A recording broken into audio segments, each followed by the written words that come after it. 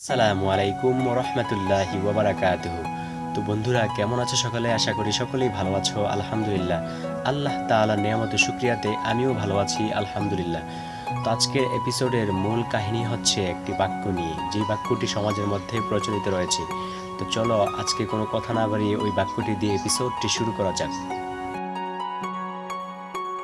বাক্যটি হচ্ছে এই: যদি থাকে নসিবে আপনা আপনি আসিবে। আবারও বলি, যদি থাকে নসিবে আপনা আপনি আসিবে। একটু সুর দিয়া বলি, যদি থাকে নসিবে আপনায় আপনি আসিবে।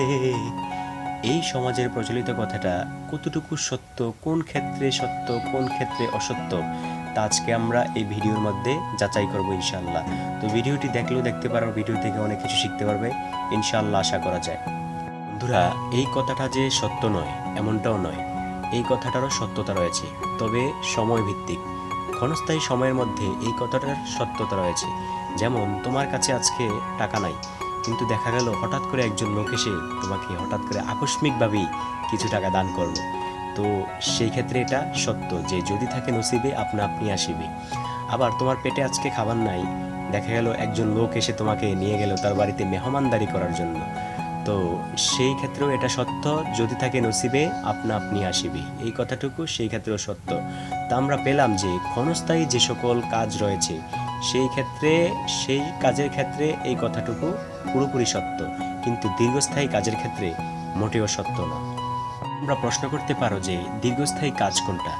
দীর্ঘস্থায়ী কাজের মধ্যে পড়ে, যেমন উদাহরণস্বরূপ বলি, একটা ছেলে 1 বছর পড়ালেখা করেছে, এখন সে বার্ষিক পরীক্ষা দেবে।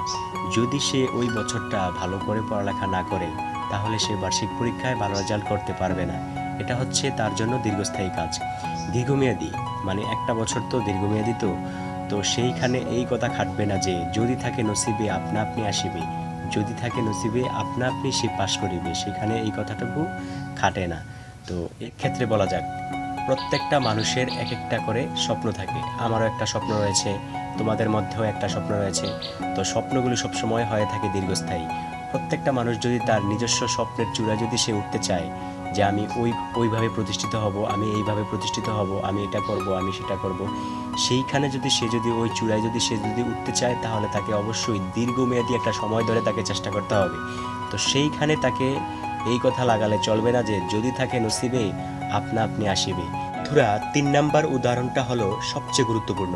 সেটা হচ্ছে দীর্ঘস্থায়ী, সেটার নাম হচ্ছে আখিরাত। আখিরাত কাকে বলে?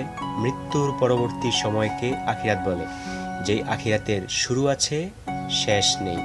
তো সেইখানেও এই কথা লাগালে চলবে না যে যদি থাকে নসিবে আপনা আপনি আমি মৃত্যুর পরবর্তী সময়ে নাজাত পেয়ে ফেলবো। তো সেইখানেও এই কথাটা খাটবে না। তো আমরা অবশ্যই চেষ্টা করব, আল্লাহ তাআলার দরবারে হেদায়াতের জন্য দোয়া করব এবং চেষ্টা করব আল্লাহ তাআলা আমাদেরকে যেন হেদায়াতের উপরে অটল রাখে এবং মৃত্যুর পরবর্তী সময়ে যেন আল্লাহ তাআলা জান্নাত দান করে। ছিল আজকের এপিসোড। তো সর্বশেষ কথা হচ্ছে, চেষ্টা করা বান্দার দায়িত্ব, পূরণ করবেন আল্লাহ তাআলা। আমরা চেষ্টা করব, আল্লাহ তাআলা অবশ্যই তা পূরণ করে দেবে। আমরা সেই কথার উপর বসে থাকবো না যে যদি থাকে নসিবে আপনা আপনি আসিবে। সেই বন্ধুরা, আজকের এপিসোডটি যদি ভালো লাগে তাহলে অবশ্যই তা শেয়ার করে দেবে ইনশাআল্লাহ, এবং চ্যানেলটিকে সাবস্ক্রাইব করে নেবে ইনশাআল্লাহ। তো দেখা হবে নতুন কোনো ভিডিওতে। আসসালামু আলাইকুম ওয়া রাহমাতুল্লাহি ওয়া বারাকাতুহু।